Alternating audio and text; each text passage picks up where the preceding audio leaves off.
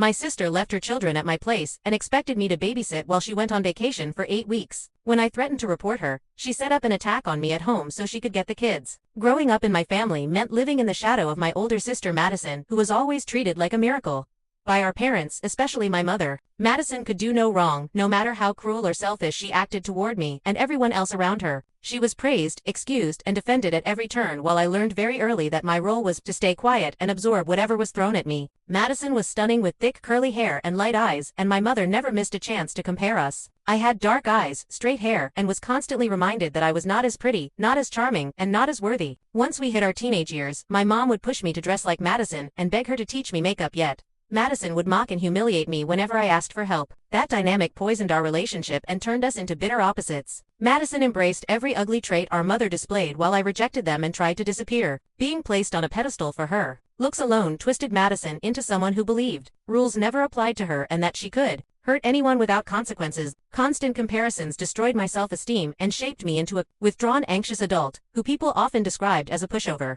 I struggled to stand up for myself and only recently started therapy to unlearn the damage my family caused. Forming friendships and romantic connections felt almost impossible because I was conditioned to believe I was disposable. That belief was reinforced when Madison slept with my boyfriend during our senior year of high school, even though she constantly insulted him and said he was ugly. When my parents found out, they told me to move on and let it go. Madison faced no consequences, and that was the moment I understood just how deeply unwanted I was. My father silently watched my mother tear me down for years, and that silence taught me to expect abandonment from men. Trusting anyone became a battle I fought every day. Despite all of that, there was one unexpected upside to being the unwanted sister. I had no social life and poured everything into school. I graduated high school with a perfect GPA and earned a full scholarship to my dream university. This mattered because my mother had told me before high school even started that she would pay for Madison's college since she was the firstborn, but I would need to attend community college and fund it myself. I remember sobbing and asking why she did not love me the same, and she calmly insisted she did, but Madison deserved more. The day I earned my scholarship, I was thrilled to finally have something of my own, something Madison did not. She spent her high school years partying, earning poor grades, and still faced no criticism because my parents paid her way. She attended a mediocre school solely because her grades were terrible and they could afford it. When I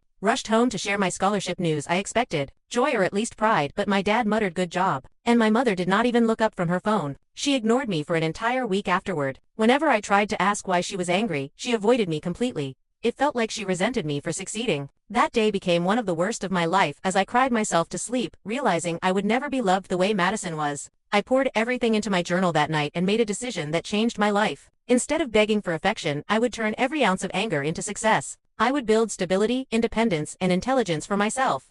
Because no one else ever would. I followed through on that promise. I graduated college with honors, secured a great job through an internship, and was earning 6 figures by 23. During holidays, I shared updates with family and received praise from relatives, but never from my parents. I avoided telling my mother details about my career because I knew it would only fuel her resentment. One year, my dad quietly told me he was proud of me, and it was the kindest thing either of them ever said. Still, my mother treated me like an intruder and constantly redirected attention away from me. One Christmas, when my uncle congratulated me on a promotion and potential home purchase, my mother interrupted and called the conversation boring, then muttered that it probably was not even true. When I eventually bought my house, she was the only family member who did not acknowledge it. Madison's life moved in the opposite direction. She failed out of college, got pregnant by a boyfriend she barely knew, and stayed with him, despite constant toxicity. They even had a second child, hoping it would fix things. Watching her post about it broke my heart because I knew those kids were growing up in chaos. Madison and I barely spoke, and whenever we saw each other, she insulted my weight, my clothes, and accused my designer bags of being fake. She openly cursed at me in front of her children and showed no shame. I reached a point where I felt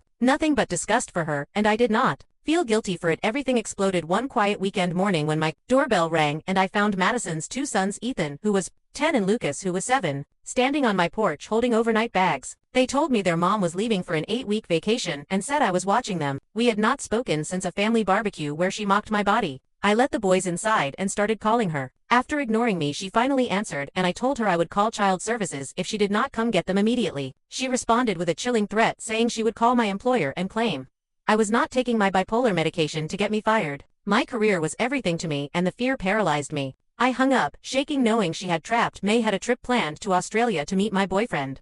Eric's family, and now everything was in jeopardy. Desperate, I called my mother, who immediately defended Madison and said the boys were old enough to come alone. She guilted me, saying Madison had done so much for me, and I snapped, screaming for a single example. I demanded she come over so I could leave her with the boys if needed. When she arrived, she lectured me about family loyalty and finally admitted Madison was not on vacation but flying out to meet a sugar daddy. Something inside me shattered.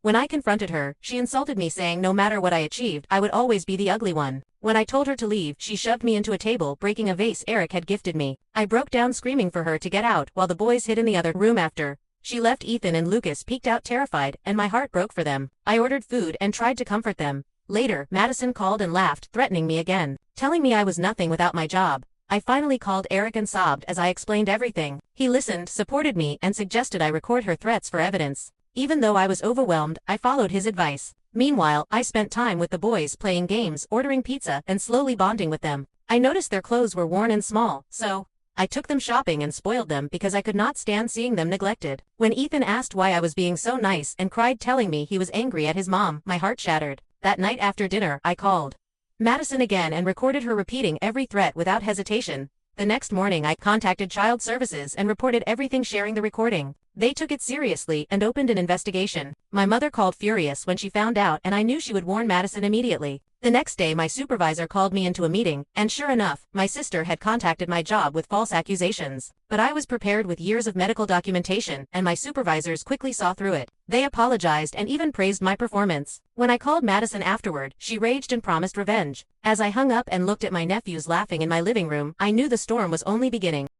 The very next morning, everything spiraled out of control in a way I never could have imagined. I was jolted awake by violent pounding on my front door that sounded more like an attack than knocking. Before I could even process what was happening, I opened the door and saw Madison standing there with my mother and a massive man I had never seen before. He towered over everyone, and his presence alone made my stomach drop. I barely had time to tell them to leave my property when the man grabbed my shoulder and shoved me with terrifying force. I crashed to the floor as pain shot through my arm, and before I could scream, they were already inside my house. My heart was pounding so loudly I thought it might burst as I yelled for them to get out and demanded he not touch me again. But he clearly did not understand English and only responded to Madison barking orders at him. The noise woke Ethan and Lucas, who stumbled out of the guest room, rubbing their eyes, and the moment I saw them, fear took over completely. I tried to get between them and the stranger, but Madison screamed at him to take the boys to the car. Chaos exploded in seconds. Both boys cried and begged their mother to let them stay with me, and I lunged forward trying to pull Ethan back. That was when the man grabbed my head and slammed it into the wall. Stars filled my vision, and I slid to the floor helpless as he carried my nephews out of my home. My mother stood there crying but did nothing to stop it. Before leaving, Madison walked over and spit directly in my face. The disgust and humiliation burned worse than the pain as they drove away in a black SUV, leaving my house silent and shattered. I lay there shaking as reality caught up with me and an anxiety attack tore through my chest. Once I could breathe again, I called the police with trembling hands. They already knew about my sister because of the open Child Services investigation and took everything seriously.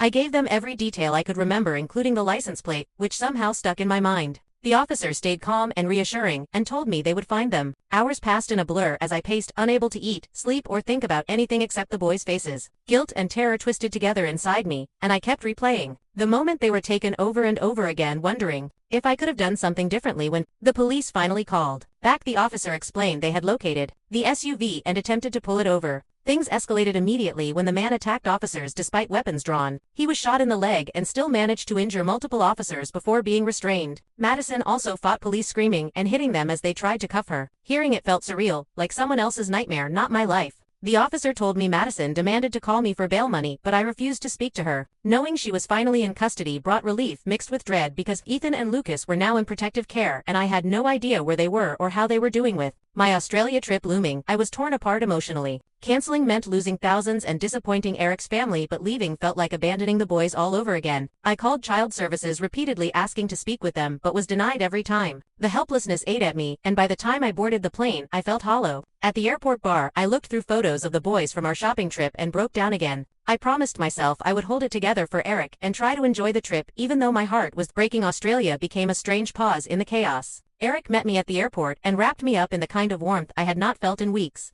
Meeting his parents went better than I ever hoped, and they welcomed me with kindness that felt almost foreign. We hiked, explored, and laughed, and for moments at a time I forgot the nightmare waiting back home. One day Eric took me to a hidden waterfall and we swam, laughed and kissed for hours, and it felt like healing. But even in those moments, the boys lingered in my thoughts and I counted the days until I could return when I came home.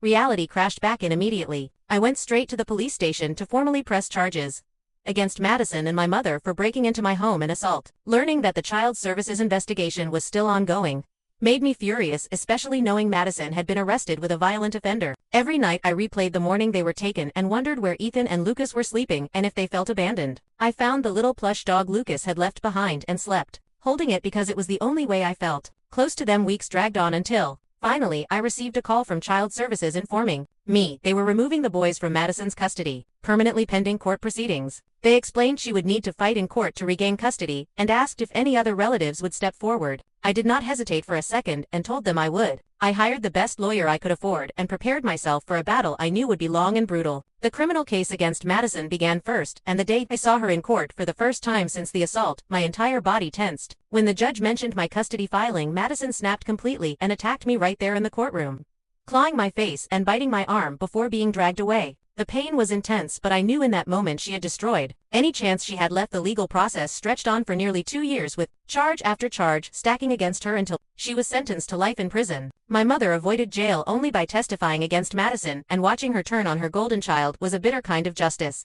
I cut contact with her completely, knowing I never wanted either of them in my life again. The custody battle continued as the boy's father tried to fight me, but I refused to give up. Nothing mattered more than bringing Ethan and Lucas home. The day I finally won custody is burned into my memory forever. When the boys ran into my house and saw the rooms I had prepared, they hugged me so tightly I could barely breathe. Lucas cried when I handed him his plush dog, and Ethan whispered that he always knew I would come back for them. In that moment, every fight, every tear, and every scar felt worth it, because for the first time in my life, I had built the family I always dreamed of, and this time it was real.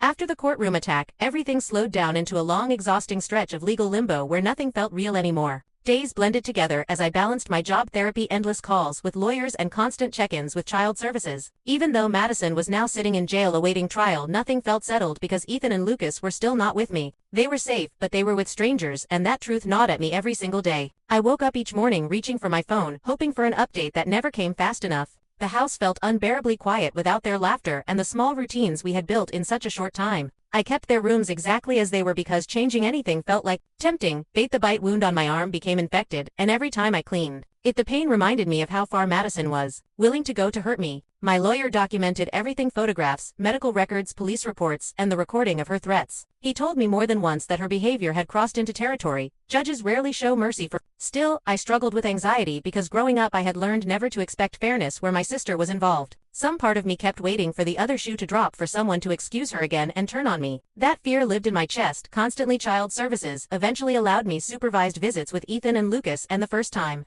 I saw them again, I barely held myself together. They ran into my arms crying and clinging to me as if I might disappear. They told me about nightmares about that morning and how confused they felt being moved from place to place. Hearing it nearly broke me, and I promised them again and again that I was fighting to bring them home for good. Every visit ended with tears and long hugs, and it took hours afterward for me to calm down enough to function. Meanwhile, Madison's criminal cases piled up rapidly. The assault on me, the breaking and entering, the threats, the abandonment of her children, and the violent incident with police officers all stacked together into something far more serious than she ever seemed to grasp. Her public defender attempted to argue diminished responsibility, but the recordings, videos, and eyewitness accounts made that argument laughable. My mother testified on her behalf at first, until prosecutors made it clear she could be charged as well. Watching her flip sides and blame Madison entirely was both validating and deeply hollow. It confirmed everything I had known about her character, while also severing the last emotional thread I had to her. During this time, Ethan and Lucas's father and his family filed their own custody claim, which added another layer of stress I was not prepared for. They painted themselves as stable alternatives despite years of absence and the evidence of neglect during the boys' early childhood. My lawyer warned me it could drag the process out significantly, and he was right. Court dates were pushed, hearings delayed, and every postponement felt like another month stolen from the boys. I focused on building the strongest possible case, documenting my income, my home, the boys' rooms, their school plans, and letters from therapists who observed our work. I threw myself into projects as a coping mechanism, and my supervisors remained supportive after learning more about my situation. For the first time, I felt respected not just for my performance but as a person, and that support kept me afloat. Therapy became a lifeline as I worked through guilt, anger, and grief all tangled together. My therapist helped me see that wanting custody was not revenge or obligation but love, and that Realization gave me strength on days when doubt crept. Eric remained my anchor through all of it, despite the distance and time differences. He called every day, listened without judgment, and reminded me that I was not the broken, powerless girl my family tried to convince me I was. We talked about the future, about the boys, about building something healthy and safe, and those conversations became something I held onto tightly. Imagining a life where chaos was not the norm felt almost revolutionary as months turned into a year. Madison's trials moved forward, and each ruling seemed to chip away at her arrogance. She lashed out in court, repeatedly earning contempt charges and additional time. When sentencing finally came and the judge handed down a life sentence due to the severity and accumulation of her crimes, the courtroom went silent. I did not feel joy the way I expected, but rather a heavy finality, like closing a door that should have been locked long ago. She was escorted away screaming and cursing, and for the first time in my life she no longer had any power over me. The custody battle, however, continued and became the final mountain I had to climb. Evaluations, home studies, and testimony filled my calendar. Ethan and Lucas spoke privately with advocates and therapists, and although I was not allowed to hear everything, I could see in their behavior how deeply they wanted stability. They began calling my house home even before the ruling, and that word alone made my chest ache. I avoided getting my hopes up, but secretly, I started planning birthdays, holidays, and quiet evenings reading together.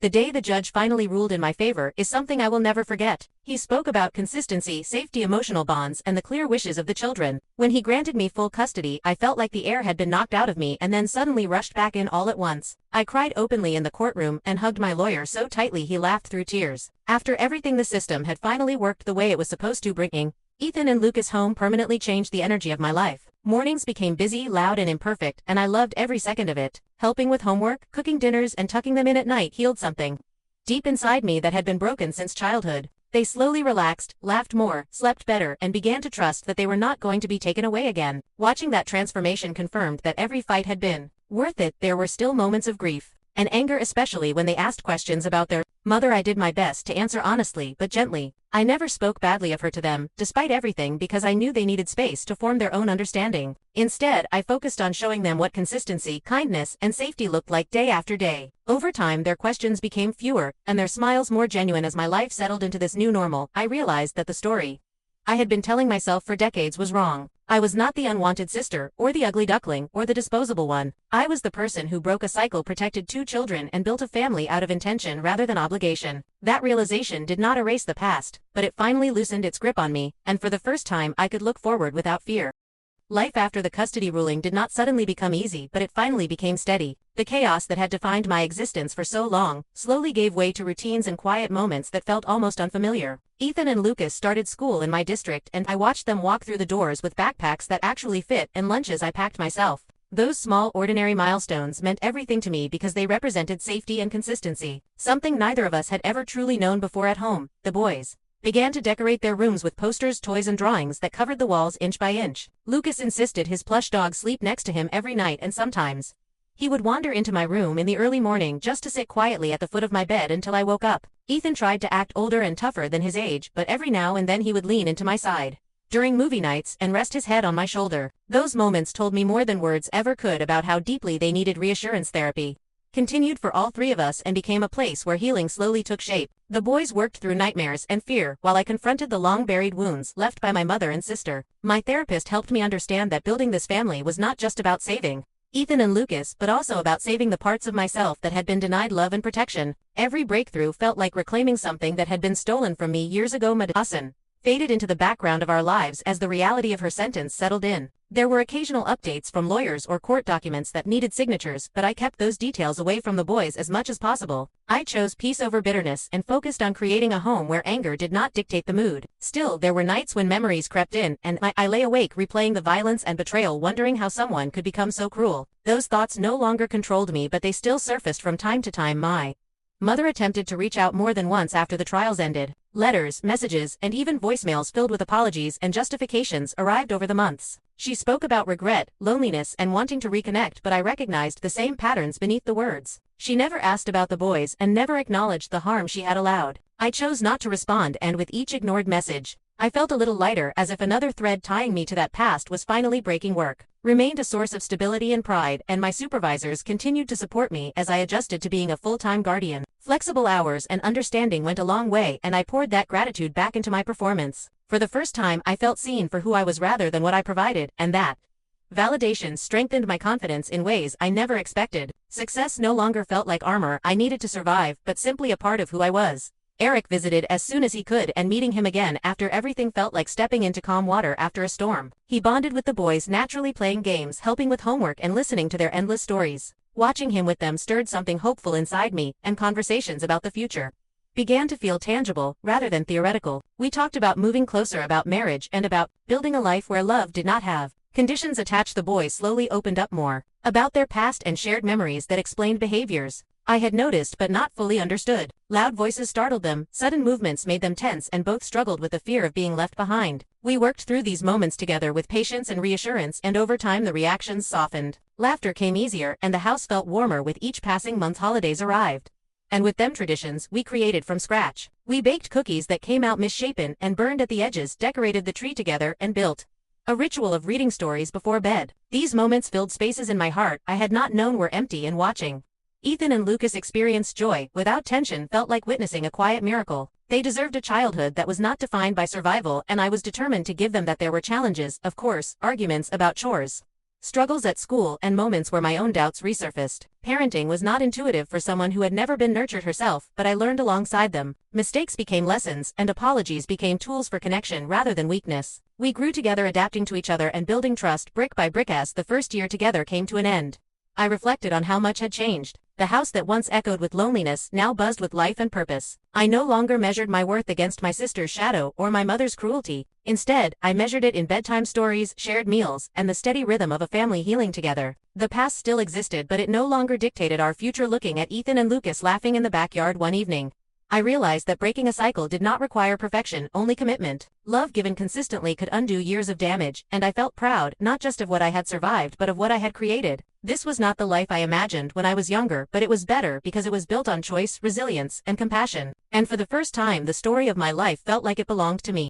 As time continued to pass, the fear that once lived constantly in my chest slowly loosened its grip. The boys grew taller, more confident, and more secure in ways that felt miraculous considering where they started. Ethan began to excel in school once his anxiety settled, and Lucas found a love for drawing that filled our refrigerator with colorful pictures of stick figure families smiling under suns. Each small success felt like proof that stability could rewrite a story that once seemed doomed. We settled into a rhythm that felt natural and grounding. Mornings were busy with breakfast negotiations and misplaced shoes, while evenings were reserved for homework, dinner, and winding down together. The house was no longer just a place I slept between workdays, but a living, breathing space full of warmth and noise. The laughter echoing through the hallways was something I never thought I would experience, and it reminded me daily why every fight had been worth it. Eric eventually moved closer and became a permanent part of our lives. Watching him step into a supportive role without hesitation showed me what a healthy partnership looked like for the first time. He never tried to replace anyone, and instead focused on being present, consistent, and kind. The boys trusted him quickly, and seeing that trust form reinforced my belief that love did not have to be chaotic to be real. There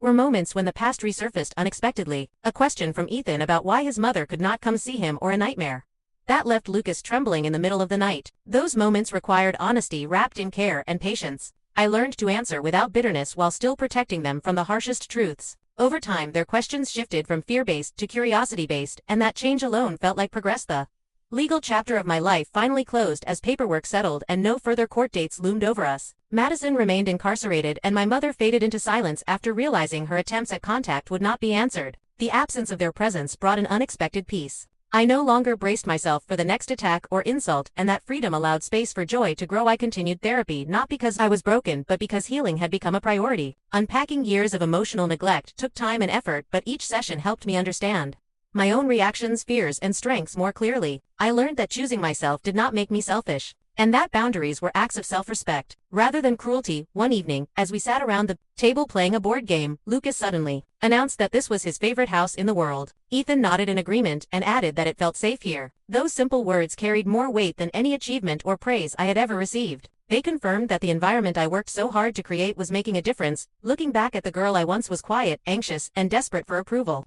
I felt compassion rather than shame. She did what she had to do to survive, and eventually she found the strength to protect not only herself but others. That realization reshaped how I viewed my entire life story. It was not one of weakness but of resilience and transformation. Our future no longer felt uncertain or frightening. It felt open and full of possibility. Plans for vacations, college savings, and even long-term dreams like marriage and shared Milestones became part of our conversations. The boys talked about what they wanted to be when they grew up, and I listened with pride knowing they could dream freely without fear of being torn away some nights after the house grew quiet. I would walk past their rooms and listen to their steady breathing. The sight grounded me in a way nothing else ever had. I knew then that family was not defined by blood or obligation but by choice, consistency, and care. The love we built together was intentional, and that made it stronger than anything I had known before. The cycle that once defined my family ended with me, and that truth filled me with a deep, steady sense of peace. I did not need validation from the people who hurt me or approval from those who never saw my worth. I had built a life rooted in safety, love, and growth, and that was more than enough. In